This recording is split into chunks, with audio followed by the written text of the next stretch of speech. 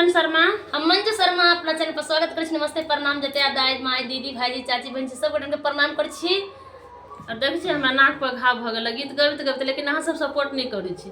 अहाँ सब सपोर्ट करबै त नाक पर के घाव बहुत ठीक प्यारा हो। से बेटी बहुत दर्द भरा बेटी विवाह गीत लगायल छै। अहाँ सब जरूर सुनबै, जरूर कमेंट करबै। जिनका घर में बेटी कुमार रहे छै उनका घर में बहुत बाबा बाप भाई के चिंता रहे छै। मुँह उदास चेहरा उदास रहबे करे छै कि कत बेटी जोगर दुल्हा भेटत से बेटी के शादी करब, कत सुंदर घर भेटत, कत सुंदर बर भेटत। तो हमेशा पापा बाबू सब जते रहे छथिन, बाबा सब हमेशा इंतजार में रहे छथिन कि कहीं भी मिले बेटी के सुंदर घर पर मिले। और हम दोनों देवरानी जेठानी बहुत प्यारा से बेटी विवाह गीत बहुत दर्दनाक है। अहाँ सब फुल वाच करके सुनब और जरूर कमेंट करके बताएब गीत केहन लागल नहीं लागल। अहाँ सबके कमेंट के हमेशा हम सब इंतजार में बैसल रहे छी। अहाँ सब जरूर सुनब और कमेंट जरूर करब। हमरा तो नींद लग गेल है कि कहू वीडियो बनवा के चक्कर में। अखिया नींद में मातल राजा हमरा जुनी जगावना। अखिया नींद में मातल राजा हमरा जुनी जगावना। अहाँ सबके ई गीत झुमका लैला कंगना लैला बिछिया कहाँ भूलैला ना। नींद में याद रहे झुमका झुमनी पर से बुझ लेबै। अहाँ सबके काल्हि ही गीत सुनाब, आइ नहीं इंतजार कराए। बेटी बियाह गीत सुनू और बहुत जरूर दर्द भरा बेटी विवाह गीत है। आप सब जरूर सुनबै, जरूर कमेंट कर। बहुत प्यारा जेठा बैसाख के दिना दुपहरिया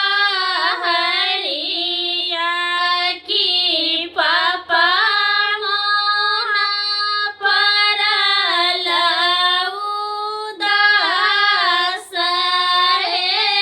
जेठा बैसाख के दिना दुपहरिया